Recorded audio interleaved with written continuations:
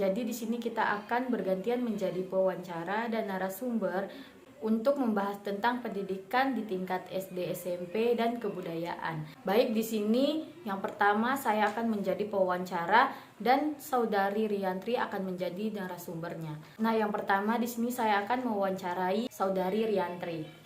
Saudari Riantri, menurut Anda apa saja masalah yang sering terjadi pada anak SD? Ya, baik, saya akan menjawab. Yang pertama-tama adalah malas belajar. Pertama-tama kita mencari apa penyebabnya. Karena ada anak yang malas belajar karena tingkat kecerdasannya yang tinggi, sehingga dia menjadi bosan dengan metode pembelajaran yang monoton. Nah, jika hal ini terjadi, guru bisa memberikan dia materi yang lebih banyak daripada siswa yang lainnya atau membantu si teman-temannya yang belum memahami materi tersebut.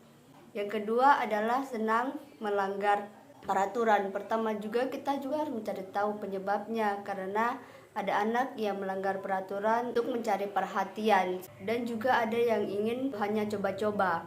Nah, untuk solusinya kita jangan menuduh anak tersebut tanpa bukti yang jelas, dan kita harus memberikan konsekuensi yang logis. Seperti kalau dia keluar sekolah tanpa izin, maka dia diwajibkan harus melapor ke guru selama 1 minggu. Yang ketiga, suka melakukan bully kepada sesama siswa.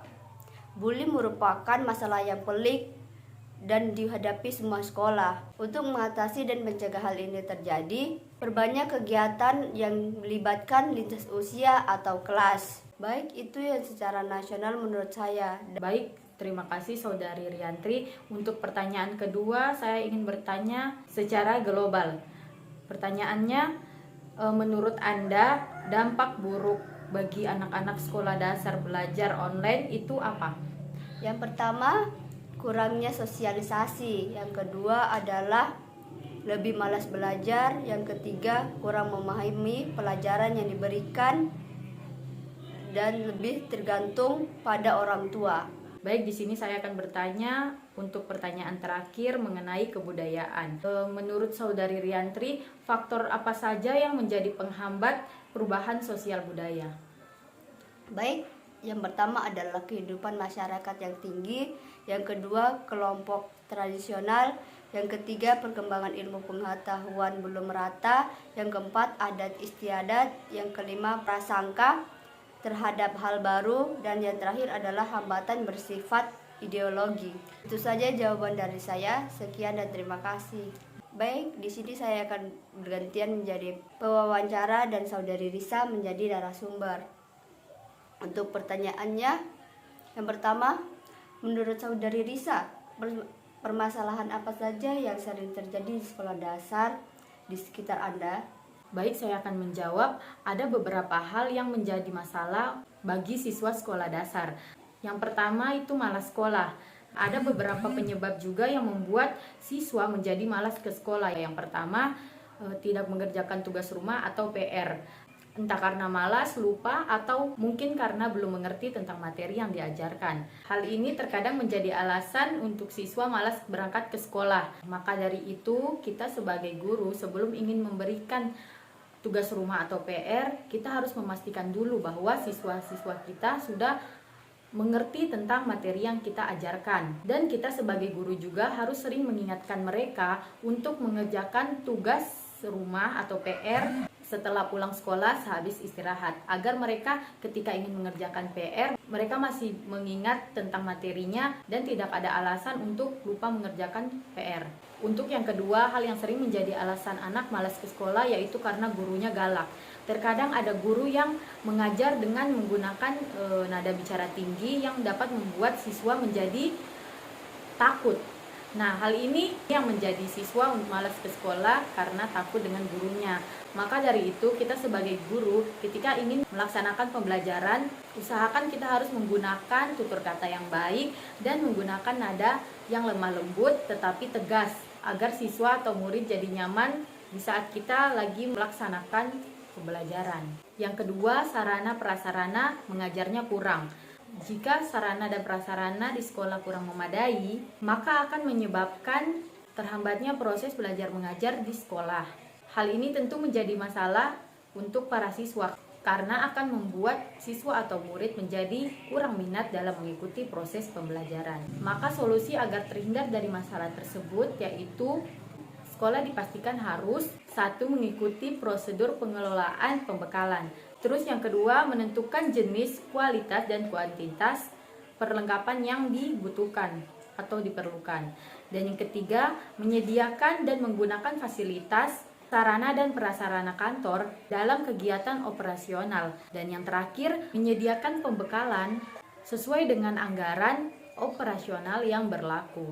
Nah, yang terakhir ada kurangnya tenaga kerja. Nah, hal ini juga merupakan salah satu masalah yang paling sering terjadi khususnya untuk di sekolah-sekolah yang berada di pedalaman. Akibat dari kurangnya tenaga kerja atau guru dapat membuat siswa jadi kurang kreatif dan akan membuat siswa juga kurang minat untuk ke sekolah.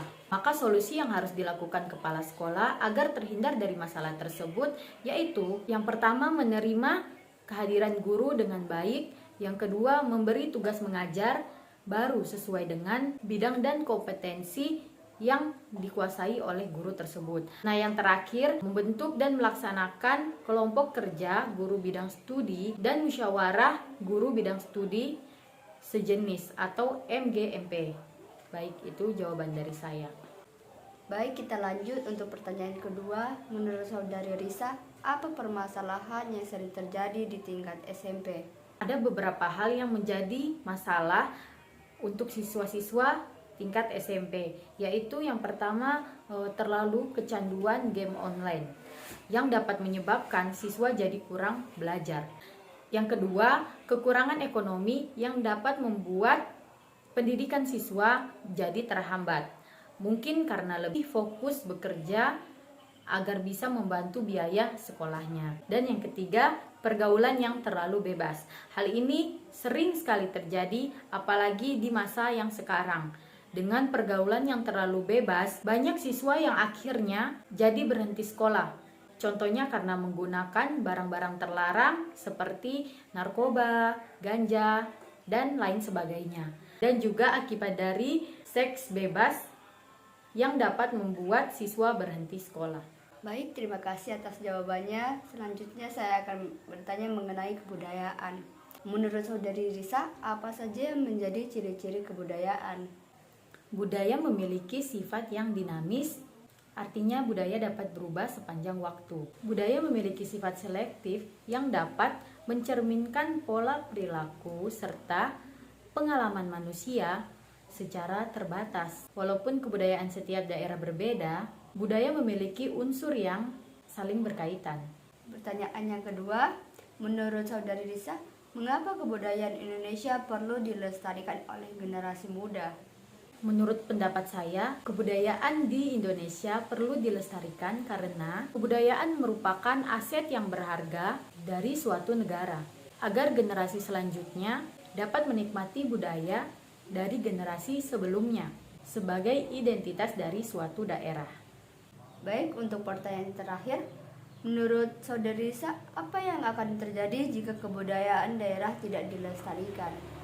Jika kebudayaan daerah tidak dilestarikan, maka kebudayaan daerah yang tidak dilestarikan akan punah atau hilang dari muka bumi. Itu sebabnya tidak adanya generasi yang menguasai atau memegang suatu kebudayaan daerah sehingga mereka tidak dapat menurunkannya ke generasi-generasi yang akan datang. Baik, itu jawaban menurut pendapat saya. Jika ada salah kata, mohon dimaklumi dan dimaafkan. Nama saya Ator Maling. Nama saya Evi. Dan nama saya Cosmas. Saudara Ator, bagaimana mengatasi faktor yang mempengaruhi masalah pendidikan?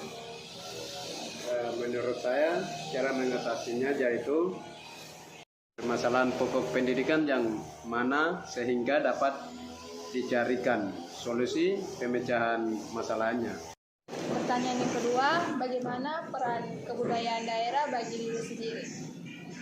Kebudayaan daerah mencerminkan jati diri kita. Kebudayaan menjadi ciri khas yang membedakan suatu budaya dengan budaya yang lain. Kepada Saudara Marieta, Usaha apa saja yang dilakukan pemerintah dalam mengatasi permasalahan pendidikan di Indonesia, khususnya daerah terpencil? Banyak usaha yang telah dan sedang dilakukan pemerintah dalam mengatasi permasalahan pendidikan khususnya bagi daerah terpencil. Pertanyaan yang kedua, apa peran kebudayaan dalam peradaban bangsa? Kebudayaan memiliki peran dan fungsi yang sentral dan mendasar sebagai landasan utama dalam tantangan kehidupan berbangsa dan bernegara.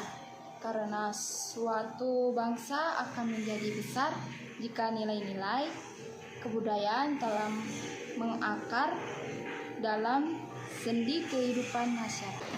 Apa yang saudara Kosmas rasakan pada saat praktek? Nah, jadi waktu praktik saya sangat senang sekali karena kami bisa praktik langsung, bukan lebih banyak pada materi. Jadi saya waktu itu sangat senang untuk pada saat kita praktik. Mungkin hanya itu saja. Menurut saudara Kosmas, apa yang terjadi jika tidak ada budaya? Nah, jadi jika tidak ada budaya, maka pasti akan terjadi interaksi dengan orang lain atau menjadi kacau. Jadi budaya itu kan memberikan visi baru kepada individu. Nah, jadi pada akhirnya akan memberikan yang sama pada kerjasamanya. Jadi di antara individu. Nah, karena itulah dia tercipta seperti keluarga, negara, bangsa, dan lain-lain juga. Mungkin pendapat saya begitu. Untuk itu wawancara ini kita akhiri. Sekian dan terima kasih. Bye-bye.